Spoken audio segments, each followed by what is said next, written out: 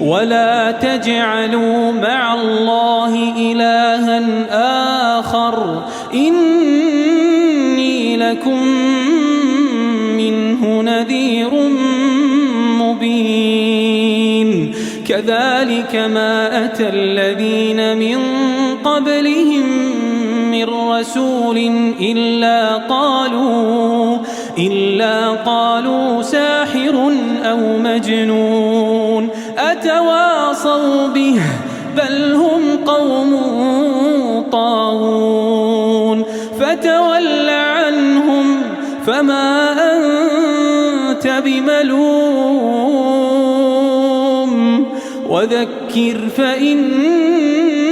الذكرى تنفع المؤمنين. بسم الله الرحمن الرحيم. الحمد لله والصلاة والسلام على رسول الله وعلى آله وصحبه أهل الله وبعد. السلام عليكم ورحمة الله وبركاته. وعليكم السلام ورحمة الله وبركاته. Adúpẹ́ fún ọba Allah. Alhamdulillah. Ọpẹ́ ni fún Ọlọ́run. Alhamdulillah. Adúpẹ́ fún ọba àlékiọlá. Alhamdulillahi rabbil alamin. Adúpẹ́ fún ọba tí ó fún wa láǹfààní tó sì ṣẹ́ wa kù. Gbogbo ìgbà la máa dúpẹ́ fún torí béèyàn bá lè dúpẹ́ ẹ̀mí tí ó sì lè dúpẹ́ pé òun mọ̀ pọ́lọ́run ọba àṣọ ni. Gbogbo oore tó lóhùn kọ́lọ́hun ṣe fún ẹni bẹ́ẹ̀ kò ní mọ̀ lóore. Allahu akbar. Nítorí pé èyí tẹ́dá mọ́ ń rò lóore òun náà ni oore pé òun lówó, òun kọ́lé, òun bímọ. Kò wá ní mọ̀ pé ọ̀rọ̀ tá ń sọ yìí táhán ń gbé yìí wallahi oore ni. Allahu akbar. Ẹni tí tẹ̀síọ̀n bá ti mú láhán wò ní ó mọ̀ pé oore ni káhán mọ̀ gbé. Subhanallah. Èyí kò wá ní mọ̀ pé apáta ń gbé tá a fi ń sọ̀rọ̀ yìí kò ní mọ̀ póore ni ẹni tí tẹ̀síọ̀n bá ti gbá tiẹ̀ mú ní ó mọ̀ póore ni. Allahu akbar. Kò wá ní mọ̀ pẹ́sẹ̀ tá a fi ń rìn kò ní mọ̀ póore ni ẹni tí tẹ̀síọ̀n ti ṣe ń jí prógámù mọ́ lọ́wọ́ òun ní ó mọ̀ póore ni gbogbo àwọn nǹkan wọ̀nyí. Kẹ́dà wá mọ̀ póore làwọn eléyìí òun gangan oore ni. Adúpẹ́ fún Ọlọ́run. Alhamdulillah. Ọba tó ní ká máa bẹ ká sì máa ṣẹ́kù tó wá ṣe wá ní mùsùlùmí tí ń kírun tí ì ṣe mùsùlùmí tó gbórúkọ sórí tí ń jẹ́ Kabiru tí ń jẹ́ Abdulkabir tí ń jẹ́ Aliyu tí ń jẹ́ Abdulkarim léyìí tí ò lè kírun. Subhanallah. Adúpẹ́ fọba tó ṣe wá bẹ́ẹ̀. Alhamdulillah. Ṣẹ̀tọ́n tí máa ń yọ ni kó lójú ọ̀nà ká forí balẹ̀ fún Ọlọ́run. Ṣẹ̀tọ́n tí máa mú ní pé nǹkan míì lẹ́yìn Ọlọ́run tí mú ní ṣe nǹkan míì lẹ́yìn mo fẹ́ Ọlọ́run yàwá yà ó. Àmín. Ọláàánú ọlọ́lá jẹ́ kan ṣọlọ́run láláì ní bá àsìkò jẹ́ àwọn tọ́lọ́run bá lò táàyè yìí fi ń ṣẹ́kù ó yẹ ká kí wọn. A kí wọn àtọrọ fún wọn gbogbo ẹni tọ́lọ́run lò níbi owó tó lò níbi làákàyè tó lò níbi ààyè tó lò fi dórí àwọn stars wa àwọn àfáwà Ọlọ́run kò bá san wọn lẹ́san rẹ̀. Àmín. Ọláàánú ọlọ́lá jẹ́ kan ṣọlọ́run la hawla wala quwwata illa billahil aliyyil azim. Èyí tá a fẹ́ sọ lásìkò yìí òun náà ni ọ̀rọ̀ nípa Sha'ban ìyẹn ní oṣù tá a wà nú ẹ̀ tó ní ń jẹ́ nẹ́fà àbí dris lónìí òní ń jẹ́ ọjọ́ kẹsàn-án àbí ọjọ́ kẹwàá. Allahu akbar. Oṣù Sha'ban ìyẹn ní oṣù kẹjọ oṣù ojú ọ̀run oṣù kẹjọ oṣù ojú ọ̀run tí a ń bẹ̀rẹ̀ láti Muharram, Safar, Rabi'ul Awwal wal akhir, Jumada al-Ula wal akhira, Rajab tí a fi wá wà nínú Sha'ban báyìí. Rajab yẹn ní oṣù keje, Sha'ban ní oṣù kẹjọ, Ramadan ní oṣù kẹsàn-án. Òun ní oṣù kẹsàn-án. Alhamdulillah. Láàárín àwa àti Ramadan ó kù 3 weeks dáàmọ̀ sí ọ̀sẹ̀ mẹ́ta. 3 semaines. Tí àwọn ní French ń pè ní 3 semaines. Allahu akbar. Ọ̀sẹ̀ mẹ́ta yẹn tí a mọ̀ sí 3 weeks àti kíni àti 3 semaines yìí Ọlọ́run ló mẹ́ni ó lè bá láyé. La ilaha illallah. Kọ́lọ́run wá kà wá kún ẹni tí ó bá láyé. Àmín. Nígbà tá a fi pàdé sẹ́yìn a sọ fún wa nípa pé ẹ̀dá a máa ṣe gbìyànjú náfìlà ní kó tó dásìkò ọ̀ranyàn. A ṣe náfìlà ká tó kírun ni ẹ̀dá ṣe gbìyànjú náfìlà kó tó di àsìkò ọ̀ranyàn. òun ni nǹkan tá a sọ kọjá nínú àwọn nawafil tí a mọ̀ sí ààwẹ̀ tá ó yẹ ká gbà kí Ramadan ó tó dé láwọn ààwẹ̀ tàtà ẹlòmíì níbà ọ̀sẹ̀ mẹ́ta tó kù yìí láti ìgbà tí Ramadan kan ti kọjá tí Ramadan fi ń bọ̀ yìí kò tí ì rí nǹkan kan ṣe kó gba wẹ́yọ̀ kan rí àmọ́ bá ohun tó kù lókè yìí náà ó tó ṣe kí ni ó tó ṣaṣọ jàmá ó tó sa aṣọ gbẹ̀ ìyẹn ló fà á ló fi jẹ́ pé àsìkò tá a wà yìí àsìkò tánàbí a máa pọ̀ ní gbìyànjú ni sallallahu alayhi wa sallam oṣù Sha'ban wọ́n ní wọ́n pè ní Sha'ban nítorí pé àwọn mùsùlùmí àbí àwọn èèyàn láyé àná wọn a máa ṣe gbìyànjú tó pọ̀ àsìkò kan tí ọ̀dá máa ń dání nítorí gbólóhùn Sha'ban gbólóhùn kan ni tí ò sínú al-Qur'an ṣùgbọ́n wà nínú hadith anábì sọ̀rọ̀ Sha'ban lọ́pọ̀lọpọ̀ nínú ààyè nínú hadith sallallahu alayhi wa sallam wọ́n wá pé Sha'ban ní Sha'ban bí àfá àgbà Ibn Hajar al-Asqalani bó ìsọ fún wa ó ní wọ́n pé Sha'ban ní Sha'ban nítorí pé àwọn èèyàn wọn a máa ṣe wàhálà díẹ̀ níbi àti lè wá omi lásìkò Sha'ban torí ọ̀dá máa ń dá kìí sómi wọ́n máa wá dààmú káàkiri kó tó ṣe kíni kó tó di pé wọ́n rí omi láwọn àsìkò yẹn náà fi máa ń pè ní Sha'ban nítorí pé wọ́n a máa dààmú níbi àti lè rí omi nínú oṣù kíni nínú oṣù Sha'ban tá a wá sí wà nú èyí gẹ́gẹ́ mo ṣe sọ pé púpọ̀ ẹlòmíì ló ti fi àwọn àsìkò Ramadan tó kọjá fi dé Ramadan lè wàláhì ó ti fi ṣe fàájì ó ti fi ṣe fẹ́ kò ní nǹkan tó fi ṣe kò láǹfààní kan kò ní nǹkan kan kò wúlò fúnra ẹ̀ dépò tí ó wúlò fẹ́yàn nítorí pé kéèyàn wúlò fúnra ẹ̀ òun náà ní kó fa àwọn àsìkò yìí kó fi ṣe kíni kó fi gba àwẹ̀ fọ́lọ́hun kó fi ṣe tọ́lọ́hun kó fa àwọn àsìkò yìí fi gba àwẹ̀ fọ́lọ́hun kó fi ṣe kíni kó fi ṣe tọ́lọ́hun ńgbà tí àwọn àsìkò yìí ti wá àwọn èyí tó kọjá yìí ti wá bọ́ lọ́wọ́ ẹ̀ ìbáyìí tó kù yìí náà ó dáa kó má bọ́ lọ́wọ́ èmi àti ẹ̀ torí pé Ànábì sallallahu alayhi wa sallam oríṣẹ́ Ọlọ́run a máa pọ̀ nínú oṣù Sha'ban a máa pọ̀ níbi iṣẹ́ rẹ̀ a sì máa pọ̀ níbi ìgbìyànjú a máa pọ̀ níbi al-Qur'an nítorí àti fipalẹ̀ mọ́ dekini àti lápapọ̀ mọ́ Ramadan ọ̀kan náà àfà ó ní mada Rajabun wa ma ahsanta fihi وهذا شهر شعبان المبارك مضى رجب وما أحسنت فيه وهذا شهر شعبان المبارك مضى رجب وما أحسنت فيه وهذا شهر شعبان المبارك فيا من ضيع الأوقات جهلا بحرمتها أفك واحذر بوارك فيا من ضيع الأوقات جهلا بحرمتها أفك واحذر البوارك فسوف تفارق اللذات قصرا ويخلي الموت كرها منك دارك ويخلي الموت كرها منك دارك تدارك ما استطعت من الخطايا بتوبة مخلص واجعل مدارك تدارك ما استطعت من الخطايا بتوبة مخلص واجعل مدارك مضى رجب وما أحسنت فيه مضى رجب وما أحسنت فيه lẹ́yìn ìgbà tí a ti parí Ramadan tó wà lọ a lò Sha'ban a lò Shawwal afwan ó rí nǹkan kan ṣe ń bẹ̀ sítù Shawwal gan ó bọ́ mọ́ mẹ́lòmí lọ́wọ́. مضى رجب وما أحسنت فيه. a kò lórí Shawwal a lò Dhul-Qa'dah tí ń ṣe oṣù kẹkànlá oṣù ojú ọ̀run lẹ́yìn Ramadan tó kọjá ó rí nǹkan ṣe ń bẹ̀ wọn náà. مضى رجب وما أحسنت فيه. kọ́dà a tún lò Dhul-Hijjah àwọn ẹjọ́ àràfà gan ó bọ́ mọ́ ẹlòmíì lọ́wọ́ kò láǹfààní àti ìgbà yín náà tún lọ́mọ ẹ lọ́wọ́. مضى رجب وما أحسنت فيه. àwa wọnú Muharram mẹ́wàá ti bẹ̀rẹ̀ tó yẹ kó gbà ó rí gbà ìjọ kẹsàn ó rí gbà ìjọ kẹwàá ó rí gbà ìjọ kọkànlá ó rí gbà yín náà tún lọ́mọ ẹ lọ́wọ́ ò tún láǹfààní ẹ̀. مضى رجب وما أحسنت فيه. Àwọn Safar oríṣẹ́ rẹ̀ kan ṣe ń bẹ̀ wọ́n náà tó lọ bẹ́ẹ̀ ò ráǹfààní kẹ̀kẹ́. مضى رجب وما أحسنت فيه.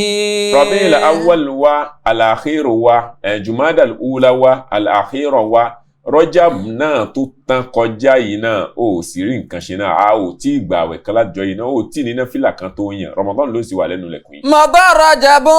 وما أحسنت فيه. Owó tó o fẹ́ ní yìí náà ló ń lé kiri. وما أحسنت فيه. Ipò tó o fẹ́ dé yìí náà ló ń lé káàkiri. وما أحسنت فيه. Nǹkan tó o fẹ́ kójọ yìí náà ní pírọ́blẹ́mù ẹ̀ tó bá وما dá. أحسنت فيه. Báwọn oṣù yìí ṣe wá ré kọjá yìí láti bí a ti kàábọ̀ títí a fi wá wọnú Rọ́jàbù yìí ó oríṣẹ́ rẹ̀ kan ṣe mẹ́ náà. وهذا شهر شعبان المبارك. Oṣù Ṣàbán tí ń ṣe oṣù kẹjọ oṣù ojú ọ̀run náà la tún dojúkọ yìí. وهذا شهر شعبان المبارك. Ẹ̀mí àti ẹ ti ń bẹ̀m̀bẹ̀ onínú ọjọ́ kẹsàn-án sí ọjọ́ kẹwàá yìí mẹ́sàn-án tó ti kọjá yìí ti lọ ṣé orí díẹ̀ tó kù yìí nítorí pé mẹ́sàn-án yẹn tẹ́lẹ̀tẹ́lẹ̀ rí ànábì tí Ṣàbáànì bá ti lé sallallahu alayhi wa sallam wọ́n ní òjíṣẹ́ Ọlọ́run ọba ò gba àwẹ̀ ọjọ́ kan kò gba àwẹ̀ oṣù kan péré lẹ́yìn Ramadan oṣù tánábì tún gba àwẹ̀ tó pọ̀ jù òun náà lóṣù kìíní òun náà lóṣù Ṣàbáànì a máa gba àwẹ̀ Ṣàbáànì léyìí tí máa ń gba pípọ̀ mbẹ̀ dáadáa. مضى رجب وما أحسنت فيه وهذا شهر شعبان المبارك. Bákan náà òjíṣẹ́ Ọlọ́run sallallahu alayhi wa sallam nínú hadithu Usama ibn Zayd òjíṣẹ́ Ọlọ́run sallallahu alayhi wa sallam ó ní mo sọ́njọ́ kan pé qultu ya Rasulallah lam araka tasumu shahran min ash-shuhur ma tasumu min Sha'ban. ìrí ẹ̀rí kó gba àwẹ̀ kan kó wá lágbára tó àwẹ̀ tó ń gbà nínú Sha'ban. ìrí ẹ kó gba àwẹ̀ nínú oṣù kan kó lágbára tó àwẹ̀ tó ń gbà nínú oṣù Sha'ban ma tasumu min Sha'ban èyí tó ń gbà nínú Sha'ban. òjíṣẹ́ Ọlọ́run wá sọ pé dhalika shahrun ó ní bẹ́ẹ̀ ni mo máa ń pọ̀ ní àwẹ̀ nínú oṣù Sha'ban torí pé oṣù kan ni yaghfulu an-nasu anhu bayna Rajab wa Ramadan. Oṣù kan ni tí àwọn èèyàn wọ́n yìí mọ̀ ní nǹkan gidi wọ́n yìí pàtàkì ẹ̀ òun náà lóṣù tí ń bẹ láàrin Rajab sí Ramadan ó ní wa huwa shahrun òun náà lóṣù kan turfa'u fihi al-a'mal Ọlọ́run a máa gbéṣẹ́ gùnkè ìyẹn ni pé iṣẹ́ tá a bá ṣe lọ́sẹ̀ọ̀sẹ̀ Ọlọ́run a máa gbé gùnkè ní kíni a máa gbé gùnkè ní ọjọ́ Àlàmísì iṣẹ́ tá a bá ṣe lọ́dọọdún iṣẹ́ ọdọọdún a máa kó gùnkè nínú oṣù Ṣàbán iṣẹ́ ọ̀sẹ̀ọ̀sẹ̀ yẹn ni pé wọ́n máa lọ jíṣẹ́ fọ́lọ́run lọ́sẹ̀ wọ́n á máa lọ jíṣẹ́ fún Ọlọ́run ó násìkò tí wọ́n lọ lójúmọ́ tán lọ jíṣẹ́ Ọlọ́run lójúmọ́ ìyẹn ni ba'da al-asr. So tó bá jẹ́ ti ọ̀sẹ̀ ni ìyẹn ọjọ́ Àlàmísì tó bá wá jẹ́ ti ọdọọdún nínú oṣù Ṣàbáànì náà máa ń kóṣẹ́ ọdọọdún lókè ó wá ní wa huwa shahrun oṣù kan ni yaghfulu an-nasu anhu àwọn èèyàn ò mọ pàtàkì oṣù náà wọ́n fọ́nú fọ́ra níbi oṣù náà òun náà lóṣù kan tí ń bẹ láàrin Rọ́jàbù sí Ramadan ó ní wa huwa shahrun oṣù kan sì ní oṣù yìí tó já sí pé turfa'u fihi al-a'mal tí wọ́n máa ń gbé iṣẹ́ gùnkè ila rabbil alamin lọ́sọ̀dì ọba tó ní gbogbo ayé tó sì já sí pé ó wá ní fa uhibbu mo máa ń fẹ́ an yurfa'a amali kí wọ́n máa gbé iṣẹ́ mi gùnkè wa ana sa'imun kémi máa bẹ nínú ààwẹ̀. مضى رجب وما أحسنت فيه وهذا شهر شعبان المبارك. wọ́n ní òjíṣẹ́ Ọlọ́run sallallahu alayhi wa sallam nínú Sahihayn hadithu ìyálà wa ummi Aisha radiyallahu anha òjíṣẹ́ Ọlọ́run ní wọ́n ní òjíṣẹ́ Ọlọ́run yálà Aisha sọ pé kana Rasulullahi sallallahu alayhi wa sallam yasum hatta naqula la yuftir. Òjíṣẹ́ Ọlọ́run a máa gbààwẹ̀ títí dìgbà tá a fi máa ń rò pé àbí kì í ṣìnà ni wa yuftiru bákan náà ó máa ń ṣìnà hatta naqula títí dìgbà tá a fi máa ń sọ pé la yasumu adúmọ̀ rò pé ó dà ní pé kì í gbààwẹ̀ ó ní fama ra'aytu Aisha wa sọ pé mi ìrírí fama ra'aytu mi ìfojú mi gan ni ma ra'aytu rasulallahi sallallahu alayhi wa sallam ó ní mi rí òjíṣẹ́ ọlọ́run ọba rí pé kí istakmala siyama shahrin ń pé kó pé ààwẹ̀ oṣù kan àyàfi Ramadan nìkan ní máa ń gbà pé illa Ramadan ó ní wa ma ra'aytuhu akthara siyama minhu fi Sha'ban ìwárẹ́ nìkan tó gbà àwẹ̀ tó ànábì nínú oṣù Sha'ban rí sallallahu alayhi wa sallam. Mada Rajabun wa ma ahsanta fihi wa hadha shahru Sha'ban al-mubarak. Nínú hadithu ìyálà wa Aisha bákan náà radiyallahu anha wọ́n ní òṣìṣẹ́ Ọlọ́run ọba sallallahu alayhi wa sallam lam yakun an-nabiyyu sallallahu alayhi wa sallam yasumu shahran akthar min Sha'ban. Òṣìṣẹ́ Ọlọ́run kì í gbààwẹ̀ nínú oṣù kan yàtọ̀ sí Ramadan tó yìí tí ń gbà nínú kíni tó yìí tí ń gbà nínú Sha'ban fa innahu kana yasumu Sha'ban kullahu pé ńgbà míì gan òṣìṣẹ́ Ọlọ́run a máa gba Sha'ban pé tí ó tún fi mú Ramadan mọ́ ìgbà míì òṣìṣẹ́ Ọlọ́run ọba yóò gba bí ọ̀sẹ̀ méjì nú ẹ̀ nínú ọdún mi òṣìṣẹ́ Ọlọ́run ó gba kíni òṣìṣẹ́ Ọlọ́run a máa gba bí Sha'ban tán tí ó tún fi mú Ramadan mọ́. Mada Rajabun wa ma ahsanta fihi wa hadha shahru Sha'ban al-mubarak. Nínú ẹgbàá wa mi wọ́n ní òṣìṣẹ́ Ọlọ́run sallallahu alayhi wa sallam yálà wa Aisha ó ní lam arahu sa'iman min shahrin qattun mi yẹ́rì kó gbààwẹ̀ púpọ̀ nú àwọn oṣù kan aktharu min siyamihi min Sha'ban bí ṣe máa ń gbà tó nínú oṣù Sha'ban kana yasumu Sha'ban kullahu a máa gba gbogbo oṣù Sha'ban kana yasumu Sha'ban illa qalila kódà wọ́n ní òṣìṣẹ́ Ọlọ́run ọba a gba Sha'ban ìgbà míì a gbà yà sí pé nǹkan díẹ̀ kan ló fi lẹ̀ bí ká sọ pé ó gbọ̀sẹ̀ mẹ́ta bí ká sọ pé ó gbọ̀sẹ̀ méjì ìgbà míì ká sọ pé yóò gbà bí kó fijọ́ mélòó kan lẹ̀ láti lè fi pàdé kíni láti lè fi pàdé Ramadan. Mada Rajabun wa ma ahsanta fihi wa hadha shahru Sha'ban al-mubarak. Kéèyàn wá gbààwẹ̀ nínú oṣù Ramadan àsìkò tá a wà yìí oṣù Sha'ban afwan àsìkò tá a wà yìí àsìkò tá a fi yan náfìlà àti pàdé Ramadan ni àsìkò tá a fi yan náfìlà láti lè lọ pàdé Ramadan náfìlà Ramadan là ń bẹnu ẹ̀ èmi àti ẹ Sha'ban ó ti di 9 lónìí àbí 10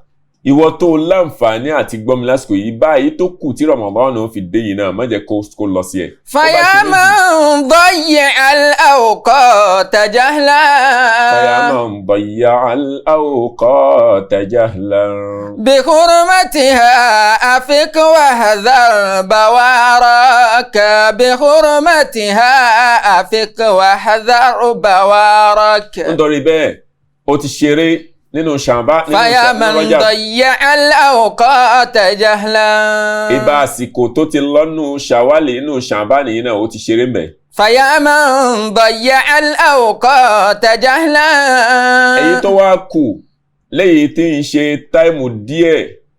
táìmù díẹ̀ bí ọ̀sẹ̀ mẹ́ta tí Ramadan ó fi dé yìí mo fẹ́ kémi àti ẹ yan náfìlà. Faya man dayya al-awqata jahlan. jẹ́ àyàn náfìlà níbi pé kíni jẹ́ àyàn náfìlà níbi pé kájọ gba ẹyọ kan àbí méjì nínú Sha'ban yìí kó tó di pé Ramadan. Faya man dayya al-awqata jahlan. àwọn èyí tó ti ṣe kọjá tí ń jẹ́ ẹ̀ṣẹ̀ ni Ọlọ́run lè wo náfìlà tó fẹ́ yàn kí Ramadan tó dé yìí Ọlọ́run lè wo sábàbí kó mójú kò fún ẹ. Faya man dayya al-awqata jahlan. nínú Sahihayn hadithu Abi Hurayrata radiyallahu anhu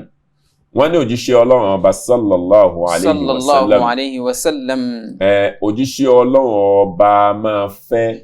kẹ́dà ó gba púpọ̀ nínú Sha'ban lóòótọ́ ṣùgbọ́n ó máa ń fẹ́ ká fijọ́ méjì àbíjọ́ mẹ́ta lẹ̀ kó tó di bí pàdé Ramadan. Allahu akbar. Mada Rajabun wa ma ahsanta fihi wa hadha shahru Sha'ban al-mubarak. ó ní àyàfi ẹni tó bá já sí pé nínú Sahihayn hadith Abi Hurayrah radiyallahu anhu wọ́n ní òjíṣẹ́ Ọlọ́run sallallahu alayhi wa sallam ó ní ẹ má ṣe máa gba àwẹ̀ ó ní la taqaddamu Ramadan ẹ má ṣe máa gba àwẹ̀ síwájú Ramadan ìyẹn ni pé ẹ má ṣe máa gba àwẹ̀ síwájú Ramadan bi sawmi yawmin bóyá ọjọ́ kan wala yawmain àbí ìjọ́ méjì illa rajulun àyàfi arákùnrin kan kana yasumu yawman falyasumhu tó wá jẹ́ pé ó ti máa ń gba àwẹ̀ ńjọ́ kan tẹ́lẹ̀ ìjọ́ náà wá bọ́ sí àwẹ̀ kọ̀la bá àwẹ̀ kọ̀túnla kó gbà àmọ́ lẹ́yìn yẹn abẹ́ni tó jẹ gbèsè àwẹ̀ tó bọ́ sí àwẹ̀ kọ̀la àbọ̀kọ̀túnla ó láǹfààní kó wà àmọ́ lẹ́yìn yẹn lẹ́yìn tẹ́ ẹ bá ń gba ṣàbáànì bọ̀ tí àwẹ̀ bá ń súnmọ́ ẹ sinmi nítorí bẹ́ẹ̀ ó sì kù bí ọ̀sẹ̀ méjì níwájú láàrin èmi àti ẹ̀ tá a lè fi yan náfìlà jẹ́ àyàn náfìlà. مضى رجب وما أحسنت فيه وهذا شهر شعبان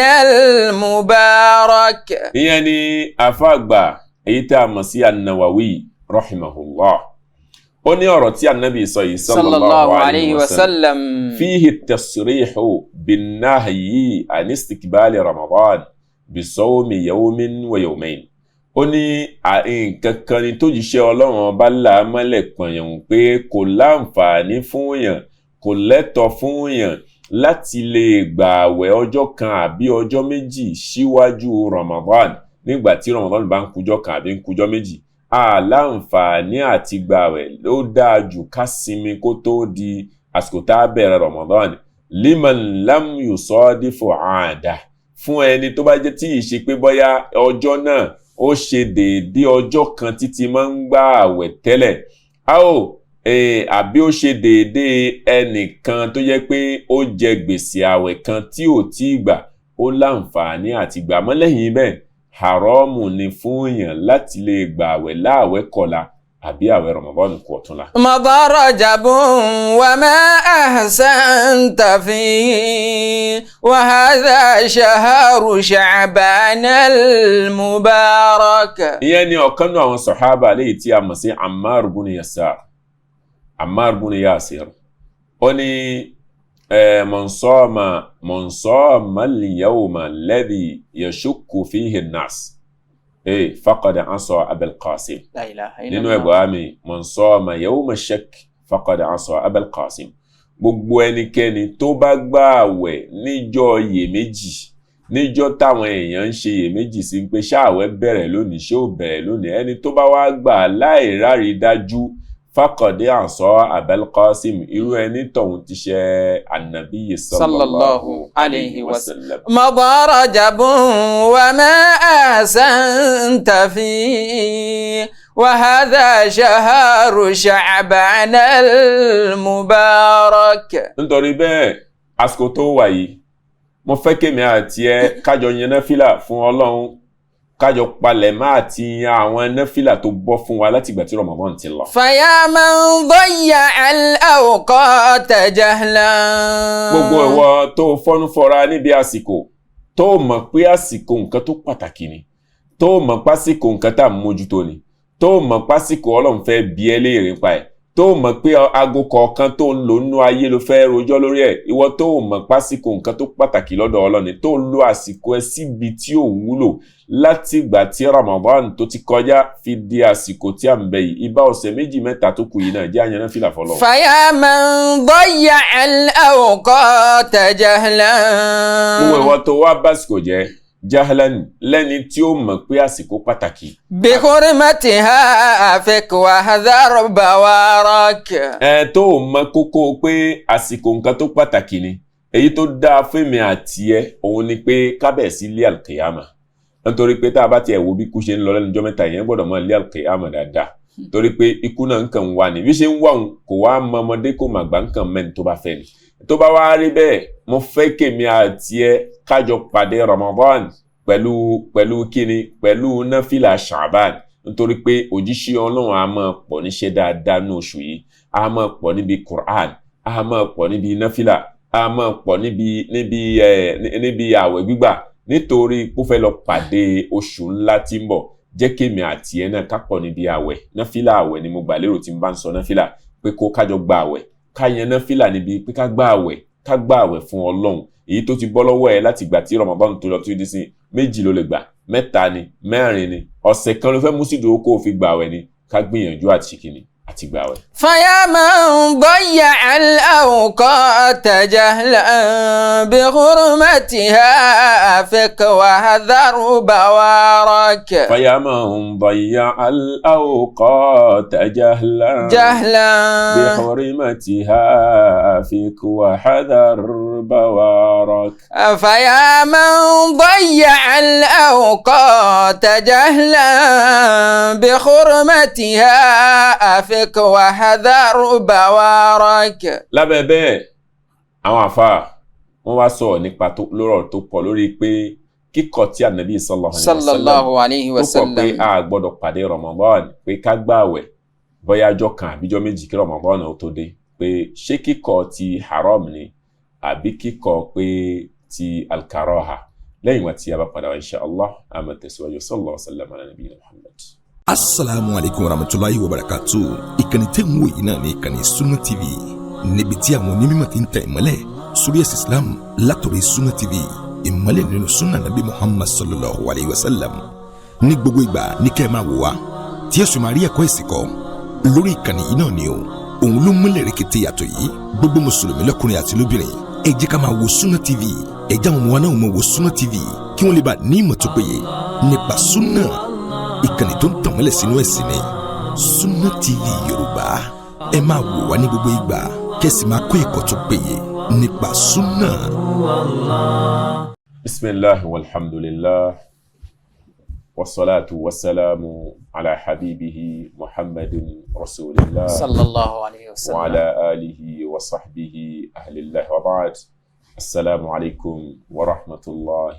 وبركاته. وعليكم السلام ورحمة الله وبركاته. مضى رجب وما أحسنت فيه وهذا شهر شعبان المبارك. مضى رجب وما أحسنت فيه وهذا شهر شعبان المبارك. nítorí bẹ́ẹ̀ kíkọ̀ tí ànábì sallallahu alayhi wa sallam lórí ibi tá a bá lọ tó kọ̀ fún wa nípa pé a gbọ́dọ̀ gbààwẹ̀ síwájú Ramadan bí ọjọ́ kan àbí ọjọ́ méjì, èyí tó fẹsẹ̀ yìnlẹ̀ lọ́dọ̀ àwọn àfáà ni pé kíkọ̀ ti tẹ ìwọ ni, kíkọ̀ ti haram ni, àfẹni tó bá ní ìdí ọjọ́ náà bóyá ó jẹ gbèsè àwẹ̀ àbí bóyá àwọn nǹkan míì kọlù máa fún òun náà la fún láǹfààní pé kò ṣe kiri pé kí ó gbà àwẹ̀ ìjọ náà. مضى رجب وما أحسنت فيه وهذا شهر شعبان المبارك. nítorí bẹ́ẹ̀ gbígbà àwẹ̀ Ṣàbán yóò máa pín sí ìran oríṣi bíi 3. alákọ̀ọ́kọ́ ń bẹ ni pé gbígbà àwẹ̀ láti ìgbà tí Ṣàbán bá ń di venwit lọ, gbígbà àwẹ̀ ń bẹ kò lẹ́tọ̀. irú eléyìí la sọ síwájú pé kò lẹ́tọ̀ kí èèyàn ó gbà àwẹ̀ ní àwọn àsìkò yìí. gbígbà àwẹ̀ lẹ́ẹ̀kejì nínú oṣù Ṣàbán òun náà ni gbígbà àwẹ̀ ìbẹ̀rẹ̀ Ṣàbán títí lọ fi dìgbà tí Ṣàbán ó fi di venset àbí kó tó dà bẹ́ẹ̀. nǹkan tí Islam fọwọ́ sínú ó sì dáa púpọ̀ ní ìgbà téèyàn bá lè ṣe, torí ànábì a máa ṣe bẹ́ẹ̀ sallallahu alayhi wa sallam. wíwá gba gbogbo àwẹ̀ Ṣàbán pátápátá láì fi kankan lẹ̀, eléyìí náà kò dáa tó. ànábì a máa ṣe bẹ́ẹ̀ sallallahu alayhi wa sallam, àmọ́ ìṣe Ọlọ́run ọba tí ń ṣe bẹ́ẹ̀ náà ló ní ká fijọ́ 2 àbí ọjọ́ 3 lẹ̀ kó tó di pé a pàdé Ramadan láti lè fi sinmi ká lè lókun láti lè gba àwẹ̀ tó jẹ́ àwẹ̀ títọrọ yẹn. ló fà ló jẹ́ pé náfìlà òru fún yẹn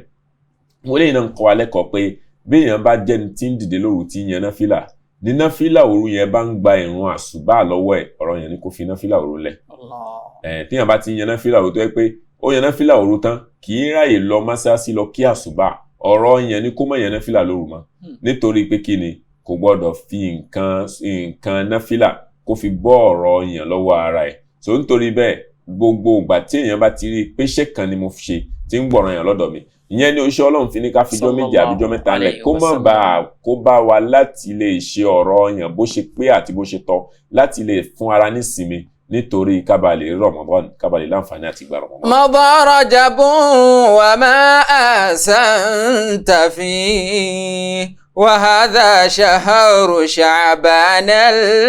المبارك. oṣù Sha'ban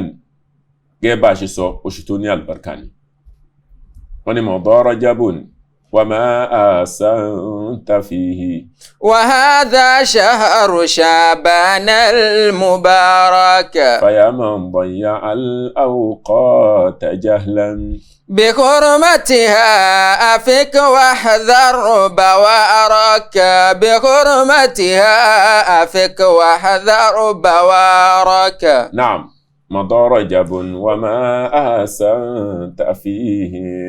وهذا شهر شعبان المبارك. nínú ọlá àti àlùbáríkà èyí tọ́lọ́run ọba fún oṣù Sha'ban nínú ọlá àti àlùbáríkà tọ́lọ́run ọba fún òun ni pé oṣù náà ni wọ́n máa ń gbéṣẹ́ ọdún gun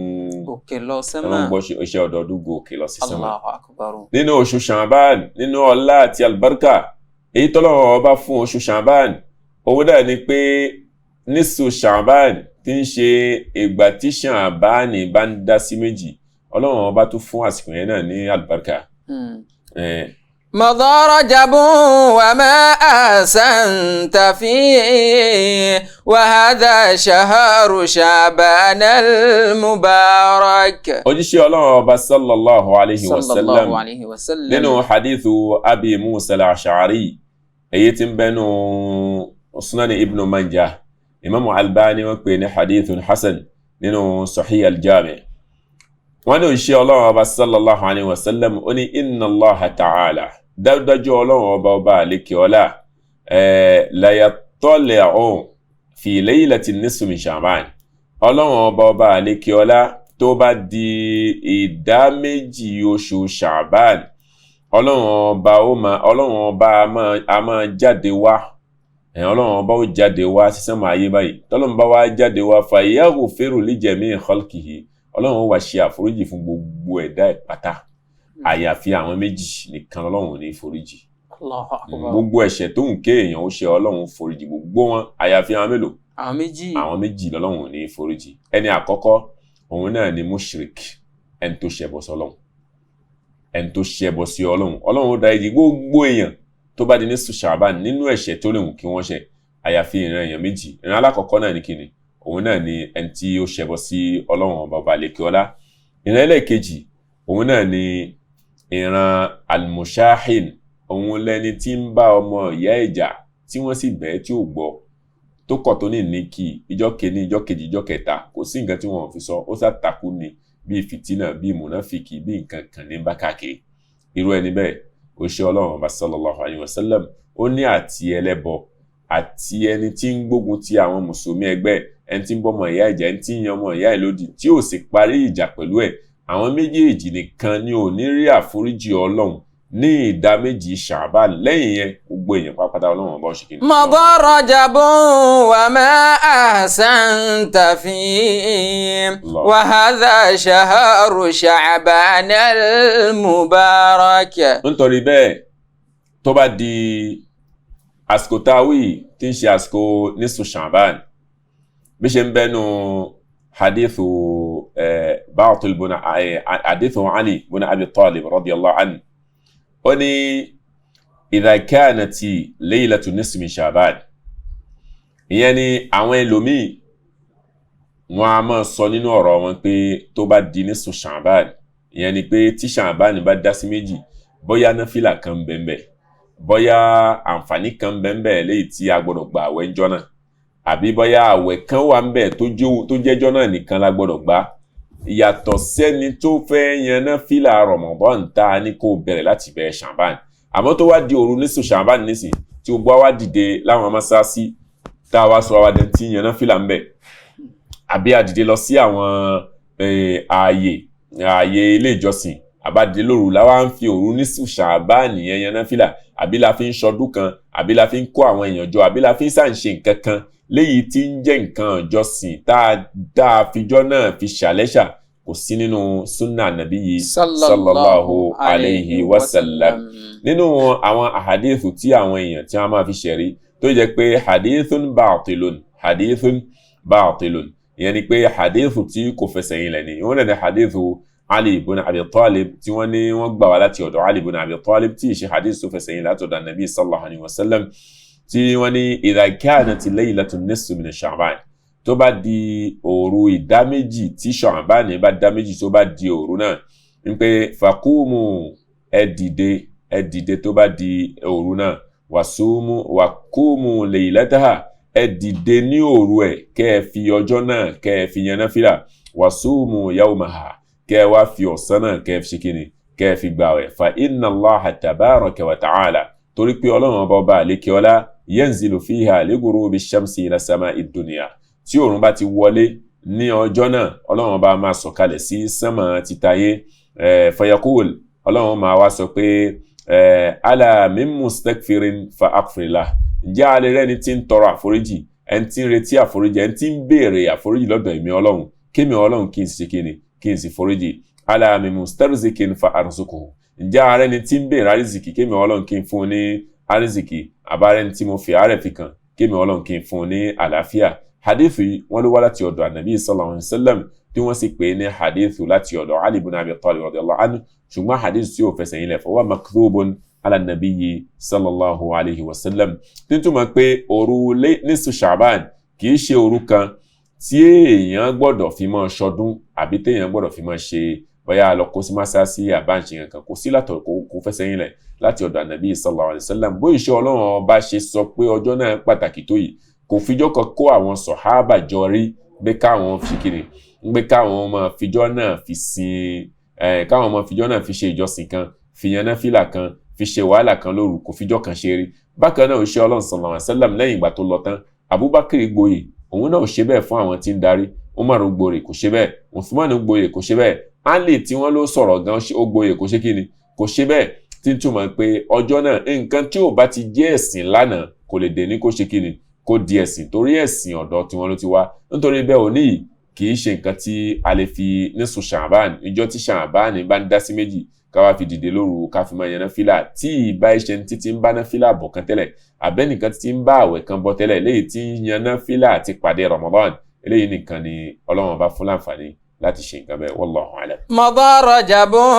وما أحسنت فيه وهذا شهر شعبان المبارك فيا من ضيع الأوقات جهلا فيا من ضيع الأوقات جهلا فيا من ضيع الأوقات جهلا بحرمتها أفك واحذر بوارك فسوف تفارق اللذات قصرا ويخلي الموت كرها منك دارك تدارك ما استطعت من الخطايا بتوبة مخلص واجعل مدارك. àwa rí ọ̀pọ̀lọpọ̀ tí ó bá di oṣù Sha'ban kẹ́ báyìí sọ pé kò wá láti ọ̀dọ̀ ànàbí sallallahu alaihi wasallam àwọn sọ̀hábà ò ṣe bẹ́ẹ̀ gbogbo àwọn tàbíìn wọn ò ṣe bẹ́ẹ̀ ó wáyé lásìkò àwọn al-Abbasiyyin lẹ́yìn ìgbà púpọ̀ lẹ́yìn ìgbà gbọ́ọ̀rọ̀ tí ànàbí ti lọ táwọn sọ̀hábà ti lọ táwọn tàbíìn ti lọ sallallahu alaihi wasallam wa radiyallahu anhum ajma'in ló wá di bí pé wọ́n wá bẹ̀rẹ̀ sí jí nǹkan tí a ń pè ní nísù Sha'ban wíwá jí nísù Sha'ban ni wọ́n sọ di nǹkan tí yóò mọ̀ fi ṣe ẹ̀sìn lábẹ́ hadith tí a kà kọjá léyìí tí wọ́n mọ̀ fi ṣayọ̀ wọ́n mọ̀ fi ṣe nǹkan kan bẹ́ẹ̀ sì ni kò sí nínú ẹ̀sìn pé kí a fijọ́ náà ká mọ̀ fi kójọ lórí pàǹṣẹ kankan. مضى رجب وما أحسنت فيه. torí pé àsìkò tá ń sọ yìí òun náà ní àsìkò àwọn albaramika àsìkò tiwọn òun náà ní àsìkò tí wọ́n bẹ̀rẹ̀ sí jí kíni wọ́n bẹ̀rẹ̀ sí jí àwọn nǹkan tí a ń pè ní nísù Sha'ban. Lábẹ́ bẹ́ẹ̀ gbogbo mọ́sálásí láwọn àsìkò yìí kì í ṣe àsìkò tí a lè kójọ lórí pé a fẹ́ fi nísù Sha'ban fi ṣe ẹ̀sìn. Alákọ̀ọ́kọ́ ẹni tí ó kọ́kọ́ fi ṣọdún òun náà ni kíni, òun náà ni Muhammad bin Ali bin Khalaf tí a mọ̀ sí Abu Ghalib. Òun lẹ́ni àkọ́kọ́ tó kọ́kọ́ gbé làákàyè kí a sọ ọdọọdún ká máa fi ṣọdún tó gbé kalẹ̀. Bẹ́ẹ̀ sì ni eléyìí ó jẹ́ àsìkò àwọn Dawlatul Abbasiyya tí ó já sí pé lẹ́yìn ìgbà tí Ànábì ti lọ, táwọn Sàhábà ti lọ, tí gbogbo wọn ti lọ, tí wọ́n ti lọ tán, náà ni àwọn nǹkan yìí ló ẹ̀ṣẹ̀ wá bẹ̀rẹ̀ sí dìde. Eléyìí ó sì jẹ́ nǹkan tí ó jìnnà sí súnà Ànábì Muhammad sallallahu alayhi wa sallam. مضى رجب وما أحسنت فيه وهذا شهر شعبان المبارك. نعم. فيا من ضيع الأوقات جهلا بحرمتها أفق واحذر بوارك. nǹkan tá a pè ní dídìde lóru ní nísù Sha'ban láti lè sọ ọ́ di ìjọsìn, ó fẹ́ bí ijọ́ àforíjì ni, ó fẹ́ bí ijọ́ gbígbàdúrà ni, ó fẹ́ bó já sí pé ó fẹ́ bó jẹ́ ijọ́ àforíjì ni tọ́lọ́run máa ń foríjì èèyàn, tí tó sì jẹ́ pé nǹkan tèmi àti ẹ tá a lè fi ṣojú kòkòrò ọjọ́ náà jẹ́ ń sọ fún ẹ. mọ́mújọ́ náà níjọ́ tí ó fẹ́ fi dìde, ìwọ bẹ̀rẹ̀ irú òní nísìnyí tá a ti wà ní ẹ̀kẹsàn àbẹ̀kẹwàá nínú oṣù Sha'ban, ìwọ bẹ̀rẹ̀ láti sin máa yan náfìlà, máa gba àwẹ̀, máa ṣe wàhálà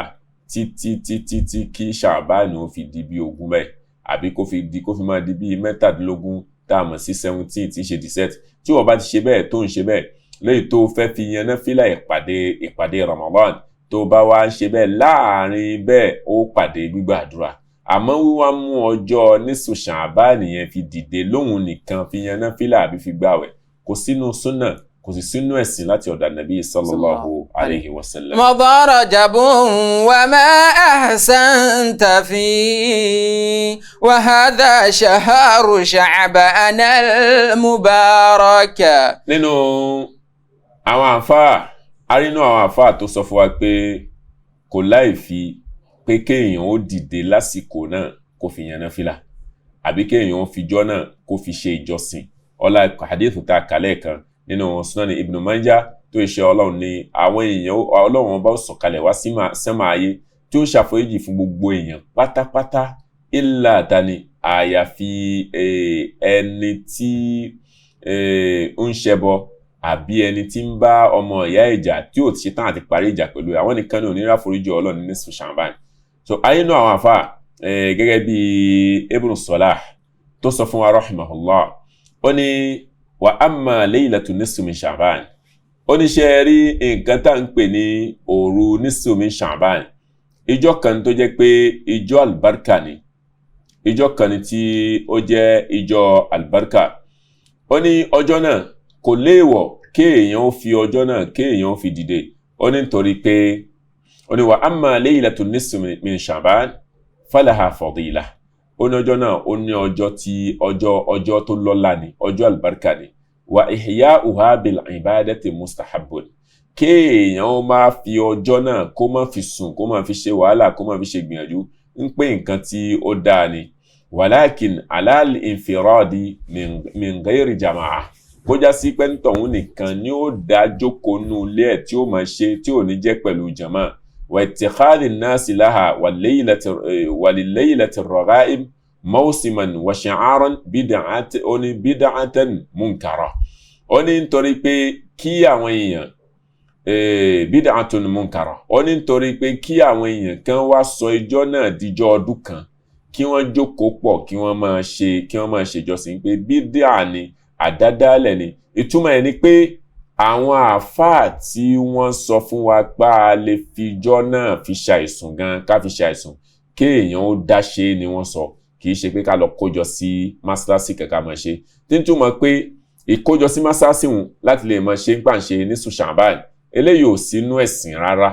kò sínú ẹ̀sìn rárá. àwọn ẹni tí wọ́n fọwọ́ sí ipá lè ṣe nínú àwọn àfáà, àwọn náà lọ lórí pé kó jẹ́ pé àdáṣe nínú ilé, pé kó dìde lóru nínú ilé lóru náà fúnra ẹ̀, kó yan náfìlà fún Ọlọ́run, kó sì tẹ́wọ́ sọ́dọ̀ Ọlọ́run bàbá tó ní ẹ lẹ́ni tí ó mọ̀ tọrọ nǹkan tí ó bá fẹ́ wallahu alam. مضى رجب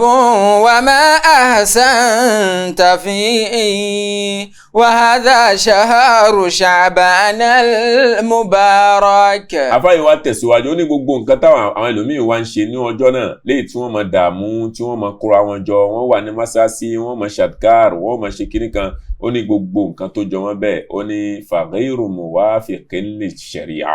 ó ní kò papọ̀ mọ́ ṣẹ̀ríà ò ṣe kí ni ṣẹ̀ríà ò gbà wọlé. afáàgbà tí a mọ̀ sí Ibn Taymiyyah rahimahullah ó ní amma sawmi nisful Sha'ban munfardan kéèyàn ó gba àwẹ̀ ọjọ́ nísù Ṣàbán lóhun nìkan bá a ṣe sọ tẹ́lẹ̀ pé tó bá mọ̀ pé o fẹ́ ṣe ti bẹ̀rẹ̀ látọ̀la sọ́túnla bẹ́ẹ̀ kó ti mọ̀ gbà títí fi kọjá nísù Ṣàbán ó ní kéèyàn ó mọ̀ pé òun fẹ́ gba àwẹ̀ nísù Ṣàbán lóhun nìkan fala asla lahu ń pé kò sínú ìpìlẹ̀ nínú ẹ̀sìn bal infiraduhu makruhun kéèyàn ó wá fòunjọ́ náà nìkan kó fi gba àwẹ̀ àbí kó fijọ́ náà nìkan fi dìde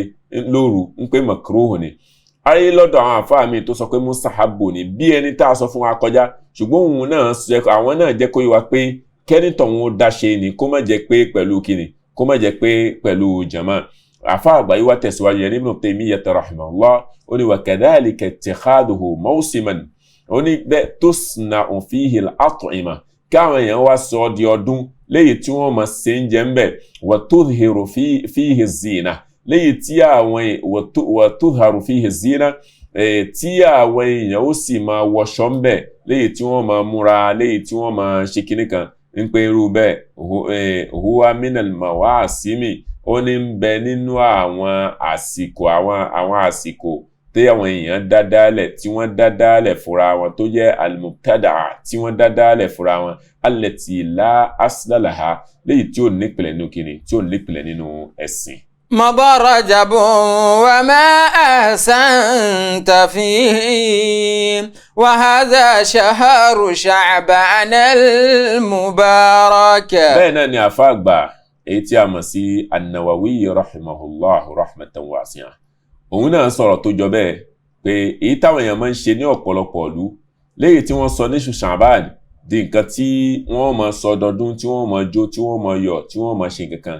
ó ní gbogbo ẹ̀ pátápátá nínú tírà ẹ̀ tí a mọ̀ sí al-Majmu' ó ní gbogbo ẹ̀ pátápátá àdádálẹ̀ nínú ẹ̀sìn léyìí tí ó sí nínú ẹ̀sìn tí èèyàn gbọ́dọ̀ ṣe kíni tó gbọ́dọ̀ bá wọn dá sí. مضى رجب وما أحسنت فيه وهذا شهر شعبان المبارك. afáàgbà tí a mọ̀ sí Sheikh al-Fadil Sheikh Ibn Baz wọ́n jẹ́ kó wá pé wa min al-bid'a allati ahdathaha ba'du an-nas nínú àwọn àdádálẹ̀ tí àwọn apá kan nínú àwọn èèyàn tí wọ́n dádálẹ̀ òun náà ni bid'atul ihtifali bi laylati nisfi min Sha'ban òun náà ni àdádálẹ̀ èyí tó jẹ́ àdádálẹ̀ ìdáméjì òru nísòkìnì ìdáméjì òru nísù Sha'ban èyí táwọn èèyàn sọ di ọdún léyìí tí wọ́n máa fi ń ṣe ọdún wa takhsisu yawmiha bis-siyam àbí kí wọ́n wá mú ọjọ́ nísù Sha'ban yẹn kí wọ́n sọ òun nìkan takhsisu ẹ̀ òun nìkan kí wọ́n fi máa gbààwẹ̀ ìtumọ̀ ẹ̀ ni pé tó o bá ti ń gbà á bọ̀ kó tó dásìkò yẹn àbó ń gbà á lọ lẹ́yìn àsìkò yẹn kò láìfi àmọ́ kí wọ́n mújọ́ yẹn nìkan kan fi gbààwẹ̀ wa laysa ala dhalika dalilun kò sí ẹ̀rí kan látọ̀dọ̀ Nabi sallallahu alayhi wa sallam yajuzu al-i'timadu alayhi léyìí tó lẹ́tọ̀ọ́ láti lè gbára lé walladhi ajma alayhi jumhurul ulama èyí tí ọ̀pọ̀lọpọ̀ àwọn àfáà tí wọ́n pẹnu pọ̀ sórí ẹ̀ ni pé annal ihtifala biha bid'atun ìgbé kéèyàn ó mú ìjọ náà kó fi ṣọdún pé wọ́n ń kójọ mọ́sáàsì wọ́n sọ di nǹkan míì wọ́n sá ń yọ̀ pé àdádálẹ̀ nínú ẹ̀sìn téèyàn gbọ́dọ̀ bá wọn kópa ńbẹ̀. مضى رجب وما أحسنت فيه وهذا شهر شعبان المبارك. afáàgbà tí a mọ̀ sí Sheikh al-Fadil al-Uthaymin wọ́n ní ó gbajúmọ̀ lọ́dọ̀ àwọn kan nínú àwọn èèyàn léyìí tí wọ́n á máa rí nírí pé ọjọ́ nísù Sha'ban ó jẹ́ ọjọ́ pàtàkì kan tó já sí pé wọ́n ní qad jarat aadatu ba'dil juhal ó ti fojú hàn lọ́dọ̀ àwọn kan tí wọ́n jẹ́ àwọn ẹni tí wọn ò mọ̀ ń pa kankan léyìí tó já sí pé bitanwiril masajid wa tazyiniha fi ba'dil layali wọ́n máa ṣàtúnṣe mọ́sáàsì wọ́n máa ṣàtúnṣe mọ́sáàsì léyìí tó jẹ́ pé allati ya'taqiduna laha sharaf tí wọ́n rò pé ọjọ́ kan tí ó jẹ́ ọjọ́ pàtàkì ni ka laylatin nisfu Sha'ban gẹ́gẹ́ bí nisfu Sha'ban wa laylatil mawlid nabawi àti òru mawlid nabawi wa laylatil Isra'i wal Miraj àti òru Isra'i wal Miraj àtàwọn nǹkan tó jọ bẹ́ẹ̀ wọ́n ní la asla li dhalika wala asla li dhalik wọ́n ní kò sí ìpìlẹ̀ kankan fún nínú ẹ̀sìn fa innahu minal bid'ah gbogbo ẹ̀ pátápátá nínú kíni nínú àdádálẹ̀ ẹ̀sìn ni. مضى رجب وما أحسنت فيه وهذا شهر شعبان المبارك. nítorí bẹ́ẹ̀ ìwà sọ òru nísù Sha'ban ìsọ di ẹ̀sìn ìsọ òru nísù Sha'ban ìsọ di nǹkan tí èèyàn ó fi máa ṣọdún kò sí nǹkan kan tó jẹmọ́ nínú ẹ̀sìn. فيا من ضيع الأوقات جهلا. ẹni tó bá wá ní ìdí ẹ̀ òun náà ni pé bẹ̀rẹ̀ àwẹ̀ kó tó tásìkò náà kó má gbà lọ kó láǹfààní àti lè rí òru ní Sha'ban mu àbí bẹ́ẹ̀ kọ́ ńgbà tí tó bá tiẹ̀ fẹ́ lọ lórí àwọn àfáà tó ní alẹ́mújọ́ náà nìkan ká fi ṣe wọ́n ní wọ́n náà nìkan ló dá ṣe kì í ṣe pé kó lọ mọ́sáàsì. بحرمتها فك واحذر بوارك. مضى رجب وما أحسنت فيه وهذا شهر شعبان المبارك. أما يا àwọn ahadith òun la máa wá ní lọ́dọ̀ àwọn àfáà èyí tí wọ́n máa fi ṣe ẹ̀rí lórí pé nísù Sha'ban ọjọ́ kan ni léyìí tó yẹ ká fi máa ṣe kíni léyìí tó yẹ ká fi máa dìde lóru nínú ẹ̀ òun náà ni hadithu èyí tí wọ́n á máa sọ pé fadlu shahr Sha'ban ka fadli ala sa'il anbiya pé ànábì sọ pé sallallahu alayhi wa sallam àwọn àdífì kò wá láti ọ̀dọ̀ ànábì sallallahu alayhi wa sallam pé ànábì sọ pé ọlá tí ń bẹ fún òru Sha'ban ó dà gẹ́gẹ́ bí ọlá tí ń bẹ fún wa ànábì lórí gbogbo àwọn ànábì tó kù ni. hadithu mi wọ́n ní ànábì sallallahu alayhi wa sallam ó sọ pé idha kanat laylatu nisfu min Sha'ban tó bá di òru nisfu Sha'ban faqumu laylaha wasumu naharaha ẹ dìde ní òru ẹ̀ kẹ́sì máa fi ọ̀sán ìkẹfì máa gbà ẹ̀ gbogbo àwọn hadithu yìí kò wá láti ọ̀dọ̀ ànàbí sallallahu alayhi wa sallam hadith tí kò fi ẹsẹ̀ ẹni wọ́n nínú hadith mi wọ́n ní òṣìṣẹ́ ọlọ́run sallallahu alayhi wa sallam ó ní khamsu layalin la turaddu fihinna da'wa àwọn ọjọ́ márùn kan bẹ tó yá sí pé gbogbo ìgbà téèyàn bá pe èèyàn ní àwọn ọjọ́ márùn téèyàn bá pe ọlọ́run afọ́n ní àwọn ọjọ́ márùn náà ọlọ́run á máa ṣe kíni ọlọ́run á máa tẹ́wọ́ gba àdúrà ọjọ́ náà wọ́n ní àkọ́kọ́ mẹ́ òun náà ní awwal laylati min Rajab ọjọ́ àkọ́kọ́ nínú oṣù Rajab wa laylati nisfi min Sha'ban àti ìgbà tí Sha'ban bá dá sí méjì tí ó bá di 15 yẹn ni pé òru 14 fi lọ 15 ìgbà tó bá di 14 alẹ́ 14 òun fi wọ ọjọ́ ti 16 ọjọ́ ti 15 wa laylatul Jumu'ah àti òru Jumu'ah wa laylatul Fitr àti òru pé ọdún àwẹ̀ kọlà wa laylatul Nahr àti òru pé ọdún léyà ṣìkìnì ọdún léyà kọlà gbogbo àwọn àdéṣù yìí àti àwọn àdéṣù míì tó jọmọ́ bẹ́ẹ̀ bẹ́ẹ̀ léyìí tí àwọn èèyàn fi ń ṣàfihàn rẹ̀ pé òru nísù Sha'ban òru kan tí ó jẹ́ òru àbí wọ́n ní gbogbo ẹni tó bá yẹn náfìlà ní òru nísù Sha'ban kó ka kúlọ Allahu mẹ́wàá kó ṣe kinní kan gbogbo nǹkan tó bá béèrè Ọlọ́run ọba ó ṣe fún àbí àwọn àdísù míì tó jọmọ́ bẹ́ẹ̀ gbogbo àwọn àdísù yìí kò wá láti ọ̀dọ̀ Ànábì sallallahu alayhi wa sallam kókó ọ̀rọ̀ òun ni pé oṣù Sha'ban ní oṣù àlùbáríkà ni oṣù kan tí ó já sí pé òjíṣẹ́ Ọlọ́run àmọ́ pọ̀ ní ìbádà lẹ́ni tí fi ń yan náfìlà àti lọ pàdé Ramadan kémi àti ẹ náà pọ̀ ní ìbádà ká yan náfìlà láti lọ pàdé Ramadan oṣù náà òun náà lóṣù tí Ọlọ́run máa ń kó àwọn iṣẹ́ ọdọọdún gòkè ó dáa ká mọ bẹnu àwẹ̀ lásìkò tí wọ́n bá ń kó àwọn iṣẹ́ wa gòkè lọ oṣù yìí òun náà ni oṣù tó já sí pé òru kan bẹ́ẹ̀ tá à ń pè ní Sha'ban òru náà òru àlùbáríkà ni òru tọ́lọ́run á máa ṣàforíjì fún gbogbo èèyàn àfi ẹlẹ́bọ àtẹ̀ntì ń bá yẹn jà èmi àti ẹ bá láwọ̀ láàrin ẹnìkan ẹ jẹ́ á parí ẹ̀ kó tó di ní Sha'ban ká lè rí àforíjì Ọlọ́run ọba pa ká sì jìnnà sí ẹbọ nítorí ká lè rí àforíjì Ọlọ́run ọba gbà nígbà tí a bá wọnú ní Sha'ban bákan náà láti lè láǹfààní ní Sha'ban ká bẹ̀rẹ̀ sí gbààwẹ̀ ká sì bẹ̀rẹ̀ sí yan náfìlà láti àsìkò yìí nítorí kí a tó lè láǹfààní ká lè rí ní Sha'ban mu abẹ́ Allah subhanahu wa ta'ala ọba tí yóò fún èmi àti ẹ láǹfààní láti di àsìkò yìí kọ́lọ́n kí yóò ṣọ́ wa ju Ramadan lọ Allahumma barik lana fi Rajab wa Sha'ban wa ballighna Ramadan اللهم ربنا آتنا في الدنيا حسنة وفي الآخرة حسنة وقنا عذاب النار سبحانك اللهم وبحمدك أشهد أن لا إله إلا أنت أستغفرك وأتوب إليك. سبحان ربك رب العزة عما يصفون والسلام على المرسلين والحمد لله رب العالمين. الله أكبر الله أكبر الله أكبر لا إله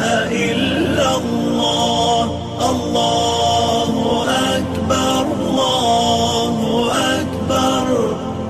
ولله الحمد. الله أكبر الله أكبر الله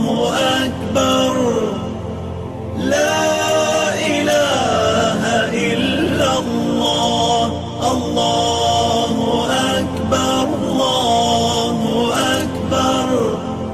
ولله